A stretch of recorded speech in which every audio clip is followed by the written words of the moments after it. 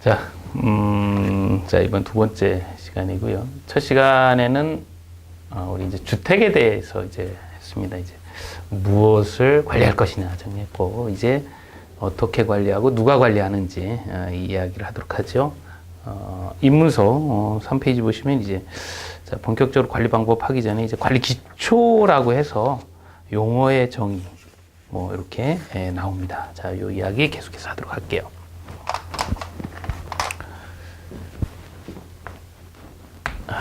첫 번째 주택 보셨고, 두 번째 이제 관리 방법 어떻게에 대한 이야기를 할 텐데, 우선 이제 용어입니다. 용어. 제가 지난 시간에 잠깐 말씀드렸죠. 기본적으로 어떤 법령의 내용을 정확히 이해하기 위해서는 용어를 아주 정확히 하시는 훈련을 하셔야 돼요. 자, 거기 보시면 이제 주택단지부터 나옵니다. 주택단지. 그래서 첫 번째 주택단지 나오는데, 우리가 이런 표현 하잖아요. 관리사무소장님 할 때, 공동주택 몇 단지, 혹은 이제 주택 무슨 뭐, 이렇게 주택단지 관리사무소장입니다. 이런 표현을 하는데, 요 단지라고 하는 건 뭐냐면, 주택이라고 하는 개념은 지난 시간에 보셨잖아요. 그죠? 전부 일부 부속 토지. 단지라고 하는 것은 부대시설과 복리시설을 포함한 개념입니다. 이렇게 보시면 이게 이제 주택단지가 됩니다. 자, 그 다음에 두 번째로 사업주체가 나옵니다. 사업주체. 이 사업주체는 아주 쉽게 표현하면 이 주택단지를 지어서 분양하는 사람. 이 사람을 사업주체라고 합니다. 자, 그 다음에 부대시설과 복리시설이 나오는데, 부대시설은 뭐 거기 보면 뭐 여러 가지가 뭐 이렇게 있어요. 그죠? 뭐 주차장관리사무소, 복리시설, 뭐 어린이집도 뭐 쭉 돼 있는데, 이건 이제 일반적인 이야기고요. 이건 이제 특정한 이야기입니다. 이렇게 구분이 돼 있어요. 그러니까 모든 걸 또 공부를 하실 때 막 외우는 게 아니고요. 요거는 어떤 의미를 가지고 있는지 알면 쉽게 볼 수가 있습니다. 뭐 도로, 주차장, 이거 뭐 누구나 다 이용을 하는 거죠. 어린이 놀이터, 경로당, 이건 어르신이나 어린이가 이용하잖아요. 그러니까 이런 차이점을 가지고 있다라는 겁니다. 그 다음에 이제 입주자, 사용자 이야기를 합니다.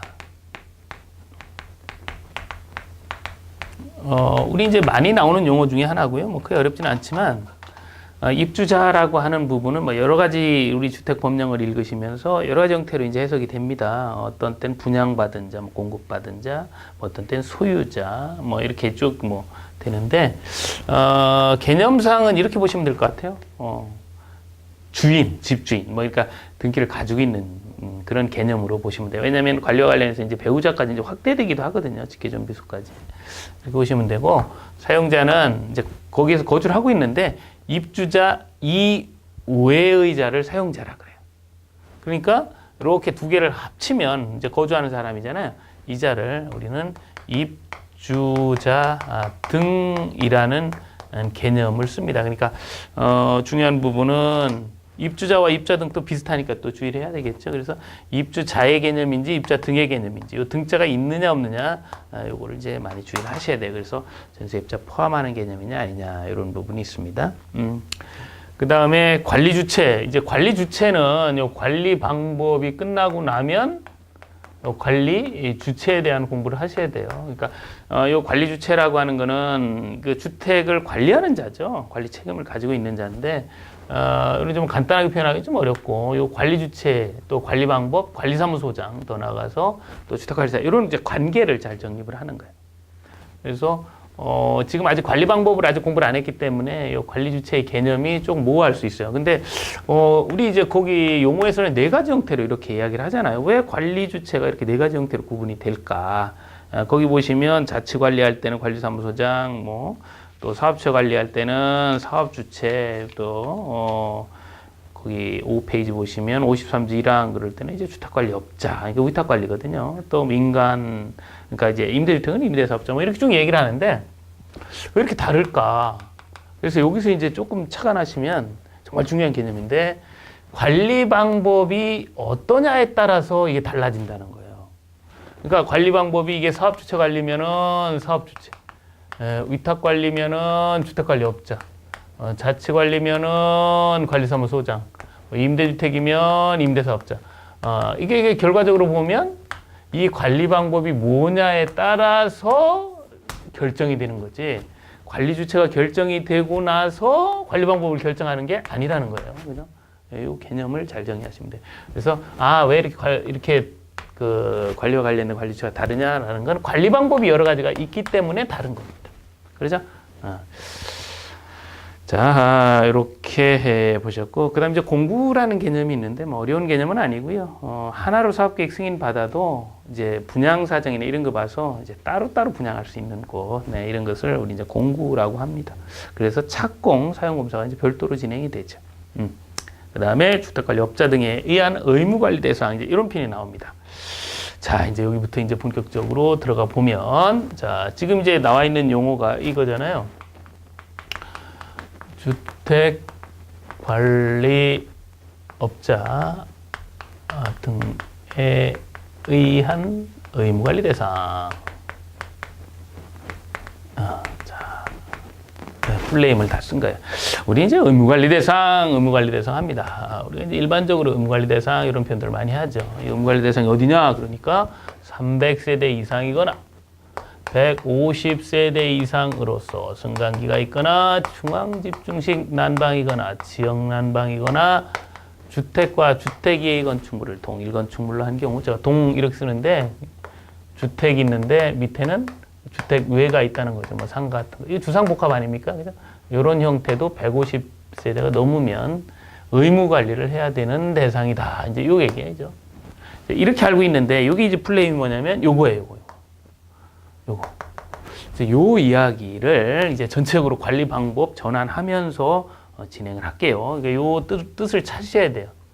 그러니까 의무적으로 관리해야 되는 단지인데 주택관리업자가 관리를 해야 되고 또 등이 관리해야 되는 거죠. 주택관리업자 관리하는 건 위탁관리라 그러고 등이 관리하는 건 자치관리, 기구 관리하는 자치관리라 그래요. 그래서 이 관리 방법을 이야기를 하고 있는 겁니다. 그렇게 반드시 지금부터 이제 관리 전환이 되는 요 절차를 진행을 해라라는 거예요. 자, 그래서 결정이 돼서 전환되는 그 절차를 보도록 합니다. 자, 요 이제 그림을 하나 제가 그리는데, 요 그림은 이제 지금뿐만이 아니고요. 기본서 내용할 때, 문제 풀이할 때, 뭐 또 더 나아가서 뭐 지속적으로 계속 나오는 이야기예요. 전환 절차. 자, 이제 이 공동주택 뭐 500세대짜리 가령 있습니다. 있는데 이건 뭐냐면 그 규모가 이런 규모예요. 이런 규모 이상이 되는 거예요. 그죠? 그러면 이제 주택관리업자 등에는 의무관리를 해야 되니까 이때의 사업 주체가 집을 지어서 분양을 하죠. 그러면 다 졌다. 그러면 이제 다 졌으니까 이제 사용해도 되죠. 그래서 사용검사라 그래요. 사용검사를 받아가지고 하면 이제 입주를 합니다. 입주를 하다가 일정 날, 뭐 가령 법령에 이렇게 표현되어 있어요. 입주 예정자 과반수 서면 동의를 받았다. 이렇게 되면 지금은 사업 주체가 이 주택관리업자 등 의무 관리는요. 사업자가 관리하는 부분도 있으니까 어쨌든 이렇게 입주 예정자 과반 서면 동의를 되면 사업 주체가 이제 당신네들이 관리해라 라고 하는 이렇게 입주자에게 통보를 요구를 하는 거예요. 관리 당신네들이 해라 요구를 합니다. 그러면 이제 입주자 이 요구를 받잖아요. 요구를 받으면 이제 입주자 대표를 구성을 하죠. 이렇게 입주자 대표를 구성을 해서 이제 입주자 대표 이렇게 쓰고 있는데 이거 이제 줄여서 이렇게 쓰는 거예요. 입주자 대표회의를 구성을 하고 여기서 이제 제안을 합니다. 관리 방법을 뭘로 할 거냐? 자치 관리로 할 거냐? 아니면 위탁 관리로 할 거냐? 그래서 어떤 형태의 이제 관리 제안을 하게 되면요, 결정이 되겠죠. 이렇게 이제 결정이 되면 요 결정된 사실을 시장, 군수구청장, 시장 등 이렇게 합니다. 신고하고요. 또 이렇게 통보해달라 그랬으니까 여기도 통지를 해줘요. 그러면 사업 주체는 이제 여기 관리 방법이 결정됐구나. 관리 방법이 결정됐구나. 여기 보시면 관리 방법이 결정됐구나. 관리 주체가 있구나. 그래서 요 관리 주체에게 인계하면서 사업처 관리에서 혹은 자치 관리 혹은 위탁 관리로 이제 인수인계가 되는 거예요. 요 과정입니다. 요 과정. 예. 자, 그 이야기는 이제 5페이지 또 6페이지. 예, 그죠? 쭉 그 내용을 지금 이제 쭉 전체적으로 말씀을 드린 거예요. 그죠? 자, 그래 7페이지 이렇게 정리를 하고 자, 그러면 자, 여기서 잠깐 이제 보고 갈게요. 그럼 자치 관리는 어떻게 하는 거고, 위탁 관리는 어떻게 하는 거냐, 그리고 이거에 대한 결정은 누가 하느냐, 뭐 이런 내용들이에요. 이런 내용들이고, 이건 이제, 좀 정리를 해보면, 자, 요 관리 방법별 특징에서 이제 살펴볼 텐데, 자. 관리 방법이 지금 보니까 크게 이제 세 가지 형태가 나왔어요. 첫 번째, 사업 주체 관리. 두 번째 자치 관리, 세 번째 위탁 관리 이렇게 나왔는데, 자, 이런 것들을 누가 결정을 하고 뭐 어떻게 하는지 이 과정을 지금 볼 겁니다. 자, 우선 사업 주체 관리라는 건 뭐냐면 아까 보신 것처럼 이런 규모에 해당이 되면 이렇게 해야 되니까 사업주체가 관리를 해야 돼요, 법적으로. 그때의 관리 주체는 사업 주체였습니다. 자, 어쨌든 이 사업 주체가 관리를 하다가 언제 입주 예정자 과반수 요렇게 서면동이 이 부분 수정할게요. 갑자기 서면동이에요. 입주를 하게 되죠. 입주한 때 입주 예정자 과반수 입주를 했어요. 그러면 사업체는 이제 인수인계 하려고 합니다. 그래서 결과적으로 뭐 이렇게 통보 요구를 하게 되면 입주자 대표에서 자치 위탁 제안을 하게 되죠. 그럼 여기서 자치 관리는 뭐고 위탁 관리는 뭐냐? 사실 이 부분도 마찬가지예요. 자치 관리가 뭐예요? 그럼 뭐 그거 모르는 사람 누가 있어? 위탁 관리? 다 알지. 이제 핵심을 아셔야 되는데 시험 관련해서 그죠? 자치 관리가 뭐예요? 그럼 알아서 하는 거지 스스로. 이렇게 하시면 안 되고 자치 관리라고 하는 것은 자치 관리 기구를 구성해서 관리하는 걸 자치 관리라 그래요, 법률적으로. 위탁 관리는 주택 관리 업자를 선정해서 관리하는 것을 위탁 관리라고 합니다. 또 보면 뭐 주택 관리 업자라고 하는 것이 정확한 명칭인데 뭐 위탁 관리 업자 뭐 이렇게 이제 실제로 이제 없는 용어들을 막 만들어내기도 해요. 주택 관리 업자고요.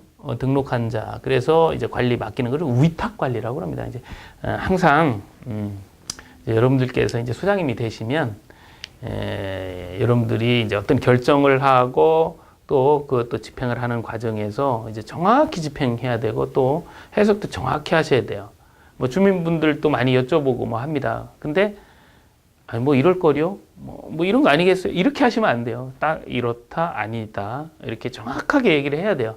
그러니까 용어 하나하나도 이제 법령에 있는 그런 표현들, 용어들 정확히 하셔야 되는데 그런 게 힘들어요. 그런 게. 잘 고쳐지지 않습니다.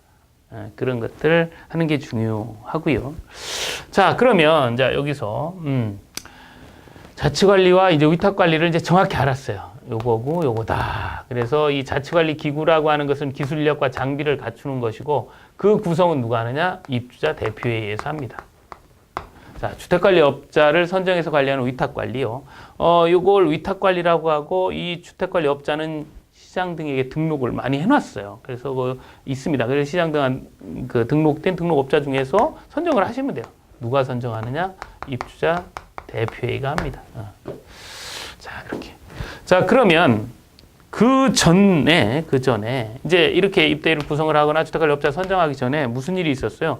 자치관리냐, 위탁관리냐, 이 관리 방법을 결정하는 과정이 먼저죠. 그래서 이 결정은 누가 하냐면 전체 입주자 등이 합니다. 이거는 전체 입주자 등이에요.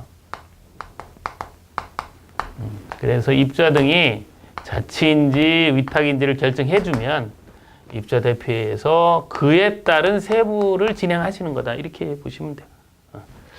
이렇게 이제 진행을 하게 됩니다.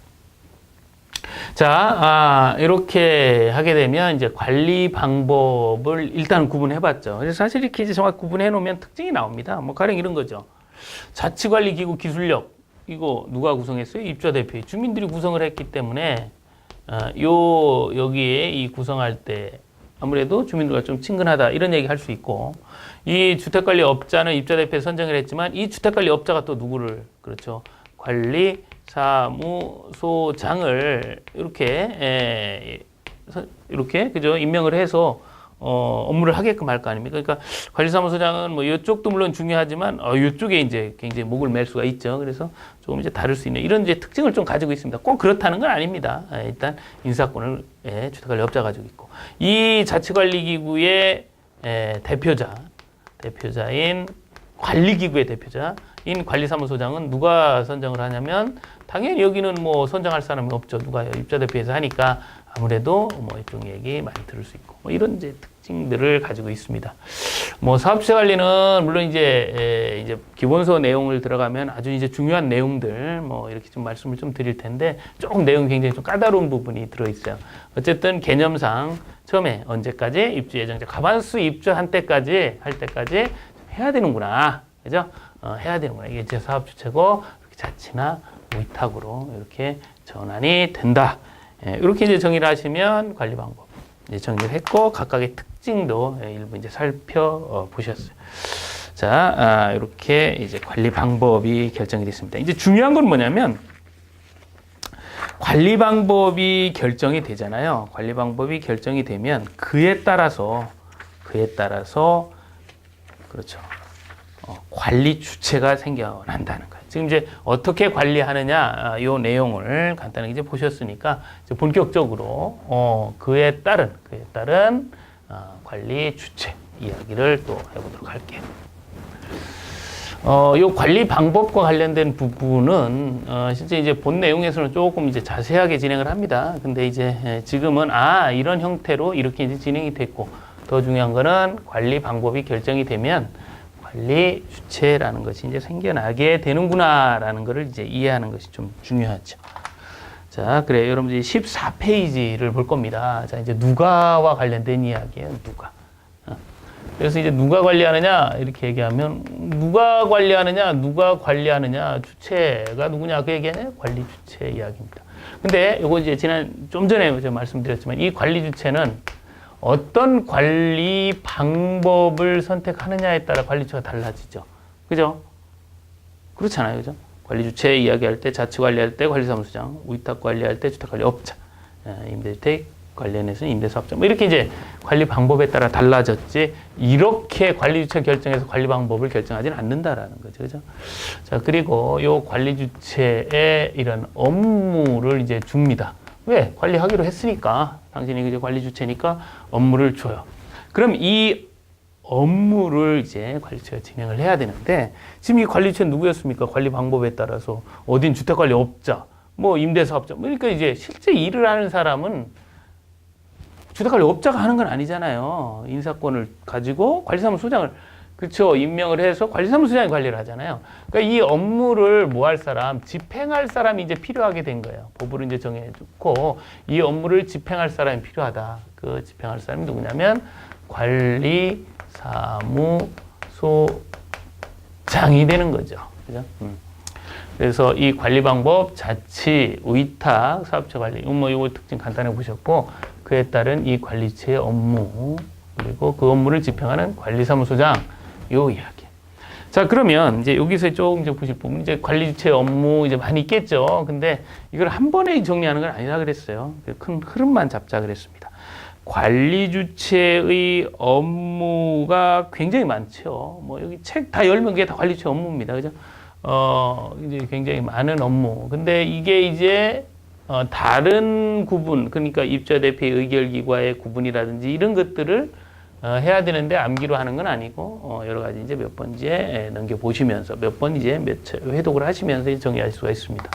자, 그런데 이 부분은 좀 달라요. 뭐가 다르냐면 관리체는 거의 뭐 총괄적인 성격을 가지고 있습니다. 그죠? 총괄적인 성격을 가지고 있고 그 총괄적인 업무를 집행하기 위해서 관리사무소장이 세부적인 업무 집행을 하게 되는 거예요. 그러니까 관리사무소장한테는 꼭 해야 될 일이 있습니다. 뭐냐면 일을 하다가 잘못됐을 경우에 대한 대비. 그걸 우리는 이제 손해배상이라는 표현을 하고 있고 또 하나 그리고 일을 할 때 이야기를 했잖아요. 실제로 이제 이게 집행하는 사람이잖아요. 그러니까 이게 지금 의무관리 대상, 여기 아까 관리 방법 결정할 때 주택관리업자 등에 의해서 관리를 했잖아요. 그러니까 그자는 뭐 규모에 따라서 뭐 500세대 이상이면 또 500세 미만이면 이런 게 있잖아요. 그죠? 주택관리사를 둬야 되고 500세 미만은 이제 사회 가름해서 보를 두고 뭐 이런 부분이 있으니까 실제로 이 관리사무소장의 자격 요건에 그 사인지 보인지 이런 것도 확인해야 돼요. 이거 이제 배치 신고라 그럽니다. 그래서 이렇게 업무적으로도 총괄적인 업무와 세부적인 업무로 갈려지고 또 관리사무소장은 이 배치 처음과 또 이렇게 손해배상 이 부분도 좀 정리할 수 있어야 되겠다라는 겁니다. 이게 일단은 이제 기본적인 틀을 잡는 과정이에요. 자, 거기 여러분들 그 14페이지에 보시면 관리처의 정의 이렇게 나오고요. 그죠? 뭐 이렇게 이제 네 가지 형태로 구분되는 거는 이렇게 관리 방법에 따라 구분되는 거 이제 이렇게 이제 살펴보셨습니다. 이제 많은 업무를 이야기를 하고 있어요. 그래서 14, 15, 또 뭐 이렇게 이제 업무가 뭐 이렇게 많다, 이야기를 하고 있습니다. 근데 이거는 이제 그 전체적으로, 나중에 입주대표 의결사항과 이제 비교를 하시면 되고, 다만, 그러면 이런 업무를 많이 줬잖아요, 지금. 그죠? 관리처한테 줬는데, 실제로 관리사무소장이 집행을 하려면 이 업무를 어떻게 할 수 있어야 되느냐, 그게 이 업무를. 그렇죠? 이 업무를 지휘할 수 있어야 되죠. 또 그 업무 자체를 총괄할 수 있어야 돼. 그런 부분을 관리사무소장에게 줬죠. 이러한 내용들도 정리할 필요성이 있습니다. 그래서 여러분들 그 17페이지에 보시면 공동주택의 관리사무소장 이렇게 이야기를 하면서 관리사무소장은 무슨 일을 하느냐 집행하죠. 그러니까 17페이지 그 박스에도 보면 뭐 1호에 보시면 뭐 이렇게 집행하기 위한 뭐 집행 또 뭐 이런 표현들이 이제 많이 합니다. 그러면서 그 3호에 관리 주체의 업무도 어떻게 해요? 지휘 총괄도 하죠. 이런 내용도 같이 이야기를 하고 있어요. 이제 이 부분이요. 다시 한 번 말씀드리면 이 부분이 뭐 전체를 이야기하는 거라서, 그죠? 업무라고 하는 게 여기는 아니는 게 아니잖아요. 다 하기 때문에 한 번에 정리하기가 상당히 까다로울 수 있어요. 그래서 이거를 뭐 굳이 정리하려 이렇게 하시는 게 아니고, 실무책을 처음부터 끝까지 한번 딱 보시면, 이런 게 업무구나, 라는 걸 알 수가 있어요. 그리고 나서 정리하는 의미를 또 가지고 있습니다. 하지만 지금 요 두 가지는 이제 좀 정리를 하고 가셔야 돼요. 그래서 여러분들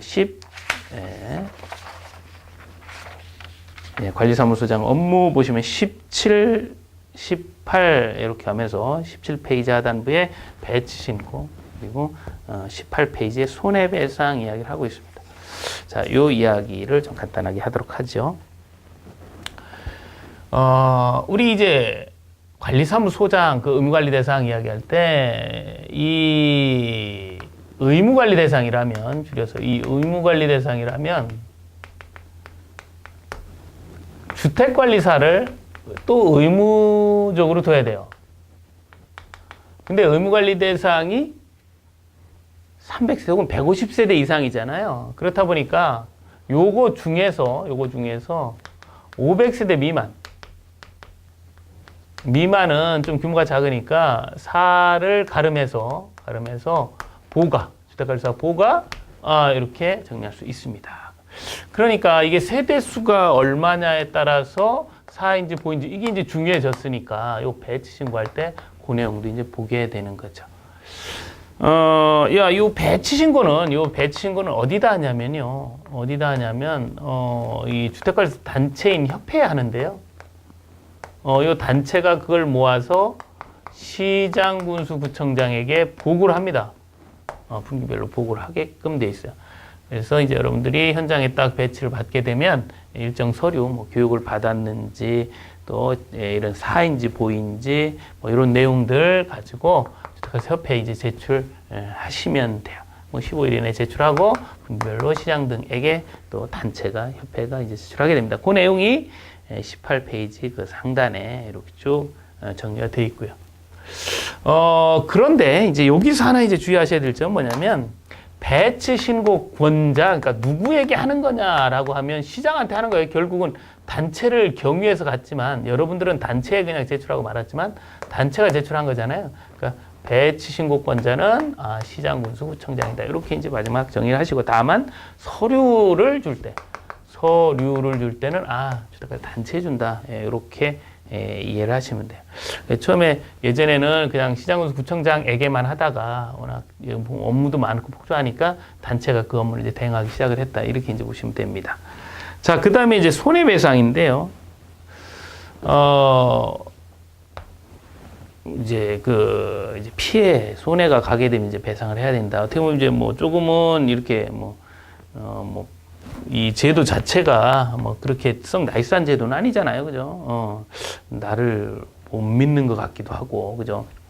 그러나 이제 모르는 겁니다. 왜냐면 그 손해배상의 요건을 들여다보면 고의 뭐 이러면 그게 문제가 안 되는데 과실로 인해서 손해를 끼쳐도 배상을 해야 돼요. 그러니까 과실이라고 하는 거는 이건 모르는 거잖아요. 그죠?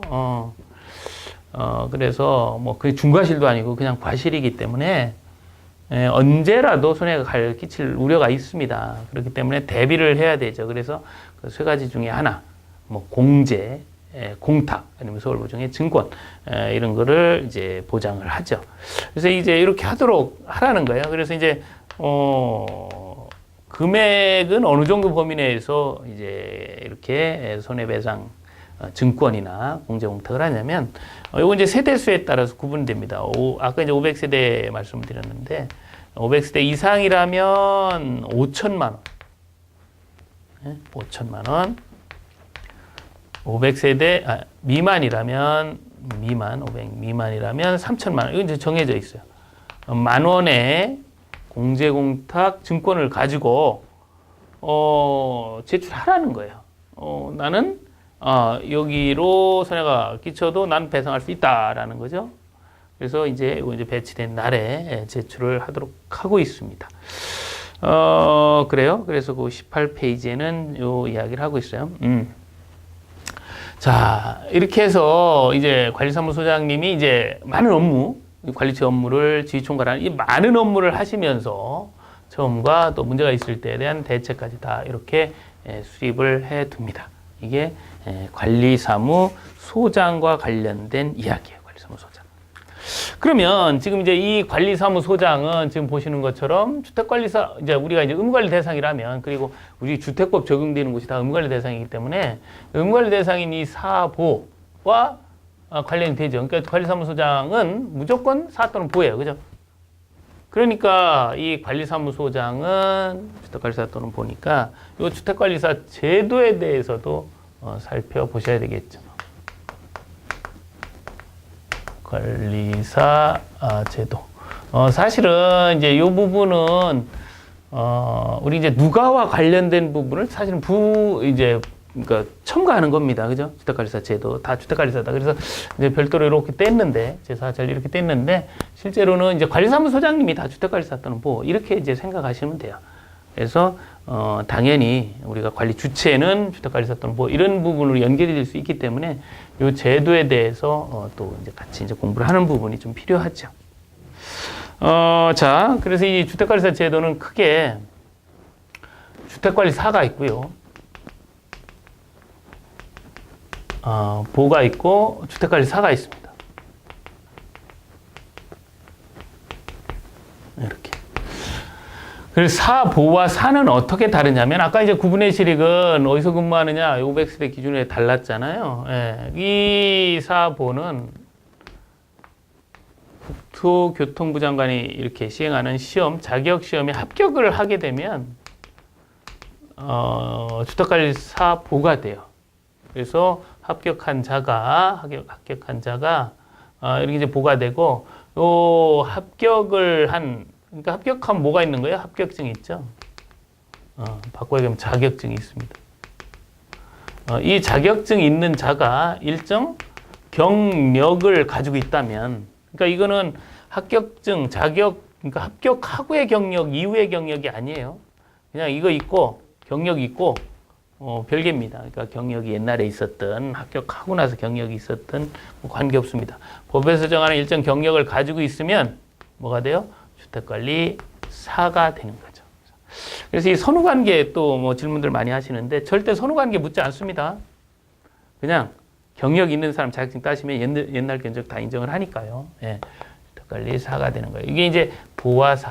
그래서 이제 어떤 경력이 필요하냐 이렇게 얘기하면 현행법에서는 우리 이제 주택법에서 사업계획 승인 받았다면 기본적으로 50세대 이상 500세 미만, 또 건축법에 의해서 뭐 주상복합 같은 데는 50세대 이상 300세 미만 경력을 관리사무소장으로 5년 했다.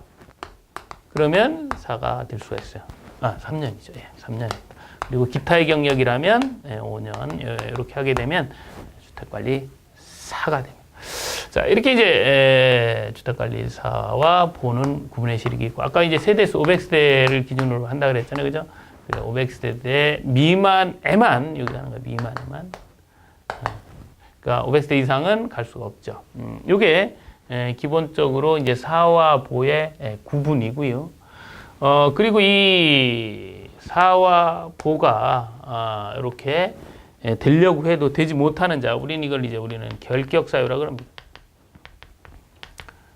그래서 뭐 결격사유, 뭐 우리 교재에도 다 나와 있고요. 결격사유라는 얘기는 되지도 못하지만 시험도 못 본다 그 얘기죠. 보가 될 수가 없으니까, 그죠?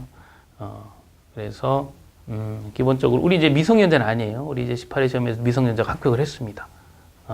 합격을 했고, 다만 요 결격사유에 해당한다라고 하게 되면 금치산자, 한정치산자 뭐 이쪽이나 아니면 우리가 이제 쉽게 이제 할 수 있는 이야기 중에 자격증이 취소가 되면 3년 동안은 될 수가 없고요. 또 금고 이상의 형을 받잖아요.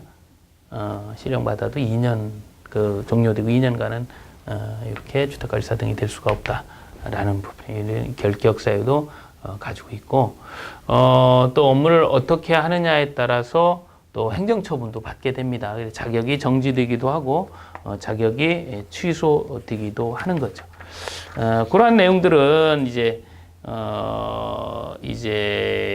약간의 좀 암기 성향을 좀 가지고 있어요. 하지만 또 이제 여러분들이 주택관리사가 되려고 하기 때문에 또 그 내용도 쉽게 접근할 수가 있는데, 행정처분이나 이런 부분들이 자격 취소, 정지 이런 부분들이 시험에 잘 나오는 측면을 가지고 있어요. 그러나 뭐 지금 전체적으로 업무 내용이 뭔지도 모르는 상태에서 뭘 위반했을 때 어떻다라는 건 조금 더 어려울 수 있으니까 이러한 부분들은 전체적인 내용을 다 한번 하신 후에 공부하는 것. 그러니까 1단원은 아주 기초가 되는 과정이기도 하지만 또 전체를 총괄하는 내용이 있기 때문에 내용 자체가 굉장히 광범위하죠. 자, 이렇게 정리를 했고요. 그래서 1단원을 이제 한마디로 이제 정리를 하면 누가 무엇을 어떻게 하닙니까? 그러니까 우선 무엇을과 관련된 주택은 여기서밖에 안 하니까 반드시 정리를 하셔야 돼요. 좀 시간을 좀 길게 가지고 했고, 그 다음에 어떻게 관리할 거냐의 문제부터는 지금 이제 총괄적인 이야기가 됩니다. 그러니까 우선 여기서는 어떠한 관리 방법을 선택하느냐, 주민들이 선택하잖아요. 입주자 등이 선택하느냐에 따라서 관리처가 정해지고, 그 관리 주체는 많은 일을 하게 되는데 그 일을 하기 위해서 관리사무소장님이 계신 거예요. 그러니까 지휘 총괄권을 주고 관리사무소장님이 이제 일을 잘 할 수 있도록 하는 거죠. 그러면서 관리사무소장님이 이제 제대로 된 이제 사인지 보인지 확인 뭐 이런 거 하기 위해서 배치 신고나 또 업무 관련해서 손해배상 제도가 있고, 또 의무관리 대상이면 그렇죠. 기본적으로 주택관리사 또는 보이어야 하니까 이 주택관리사 제도가 이런 것들이 있다. 이렇게 조금은 이제 포괄적으로, 대신 이제 두 번째 공부를 한다든지 하게 되면 기존에 이제 관리처의 업무라든지 관리사무소장의 업무라든지 이런 걸 다 공부하고 왔잖아요. 그죠? 그때는 조금 이제 상세히 하셔야 돼요. 처음부터 내용이 뭐 장기선 계획이 뭔지도 모르고 뭐 하자보수가 잘 모르는데 그냥 뭐 그걸 밑줄을 쭉쭉 긋고 뭐 조정을 3년마다 하고 이런 건 큰 의미가 없어요. 뭐 거의 의미가 없습니다. 이런 내용들은 해당 부분에서 공부를 하시면 자연스럽게 접해지고 그걸 이제 모아두시면 돼요. 자, 이렇게 해서 우리 이제 1장의 내용을 공부를 했습니다. 누가 무엇을 어떻게 큰 흐름 줄기를 잡았고요. 다음 시간에는 이제 강론으로 이제 그 공동주택 단지에 거주하는 입주자에 대한 이야기를 해보도록 할게요. 자, 수고하셨습니다.